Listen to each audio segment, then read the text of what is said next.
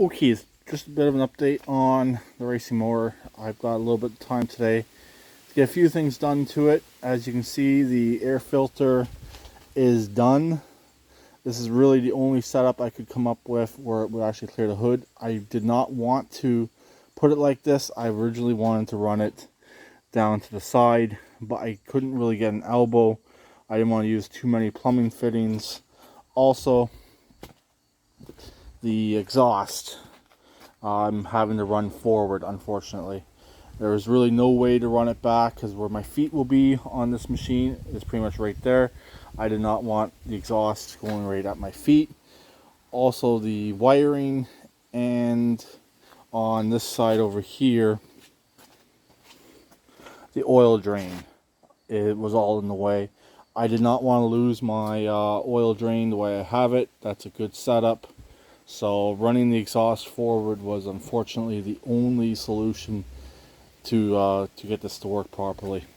I do have some pipe fittings and some 45s and elbows that I'm gonna figure out, and I'm gonna try and get the exhaust like right here along the frame on both sides. So also, by running it like this, it's not going to be in the way of the battery, because the battery does go right here. I have a sealed cell lead acid, or no, actually I think it's a gel battery for this machine. It's an AGM battery, I believe. That's what's going to be going in here. I also have the main harness right here. I'm either probably going to run it up to the engine and over and down, or I'm going to run it underneath the frame. I haven't yet decided on that. Just trying to get everything worked out on here, get everything to fit properly. I really wish I knew what engine they had in this originally. That would have definitely gave me some ideas on how to run everything.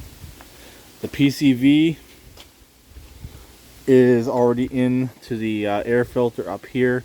I got RTV on some stuff, letting it dry. So I don't really want to mess with it too much. I did run into one issue. Let me pop the air filter off. I snapped a bolt off in the carburetor, the bottom one right there, to hold on the air filter housing. I was hoping I could get it out. I wasn't going in too tight. It wasn't an oversized bolt or too oversized, but it didn't want to cut the threads.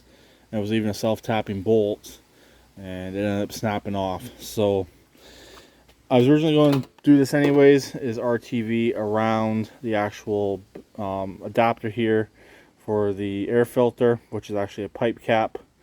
Then the PCV goes into the back, and everything's just been RTV'd. The choke still operates, everything still operates in there perfectly fine. If I have to take this apart, I can undo that bolt right there and undo that bolt right there. Sorry about that. Pull off the entire carburetor assembly and get it apart that way. So it's not a huge deal. It's just a pain in the ass, unfortunately. Also, the way the air filter is, pop the air filter off, I can get to the battery. I might have a little bit of tight clearances to the hood, because the hood pretty much comes right here. That's another reason why I could not do any more fancy exhausts. As you can see, I really don't have a lot of room up front here. But when I was test fitting the overhead valve, I had no room either. So this engine is definitely the better solution since it's shorter. But I'm thinking they must have had a flathead on here originally. I know that's what this machine would have originally came with, probably a flathead Tecumseh or an overhead valve Tecumseh when this was a lawnmower. But anyways, that's where we're at right now. Just test fitting the air filter. I can probably start the exhaust just about any time now. Get that sorted out and on in place. And I'm kind of itching to drive this. It's almost been a year. Yesterday was the 1 year anniversary of Emily's passing. I got this not too long after she passed away. So I'm definitely kind of getting itchy to drive this. I do got to pull apart that transaxle still and put some bearings in it. But I don't know if I'm going to do the first ride and then do it. I haven't yet decided. So there we go. Also, there is vents on the hood. I think They're farther back this way, so they should not interfere too much with the air filter. If not, I'll have to put a sock over the air filter. Not a big deal.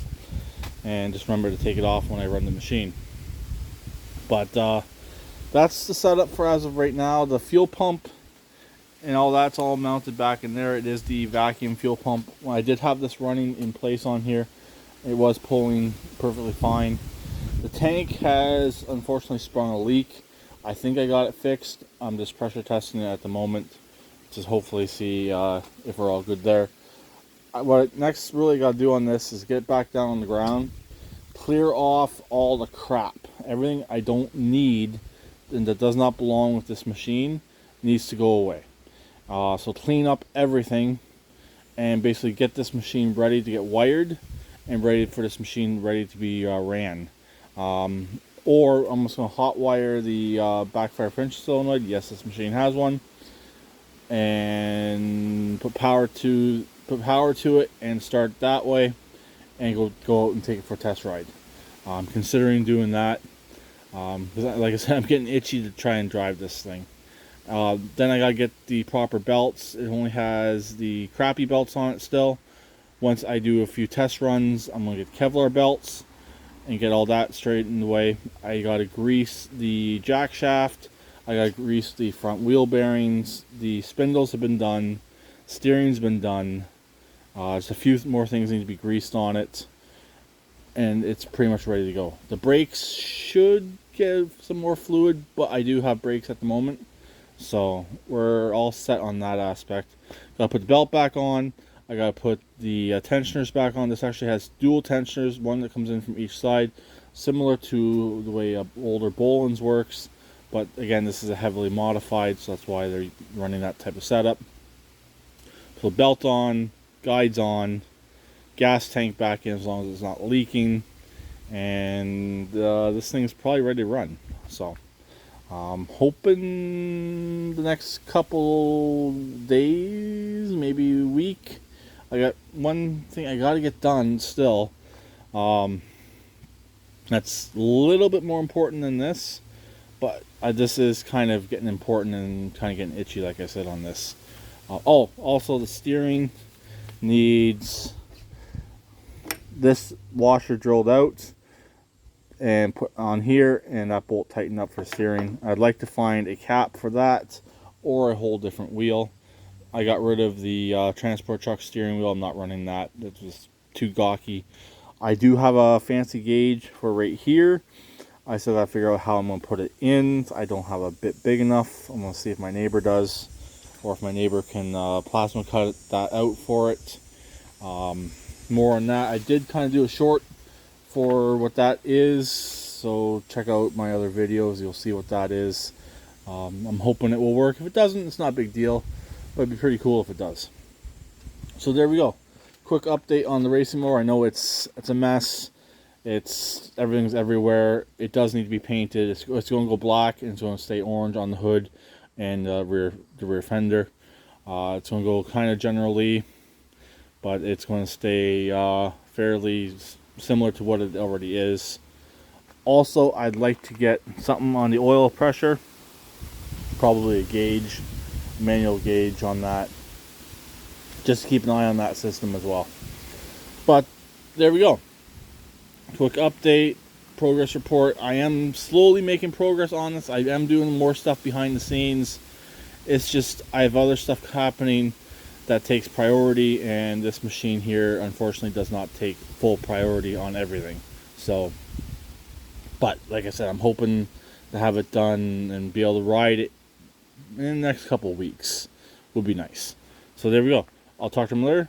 Please keep it redneck like always, and please subscribe and comment.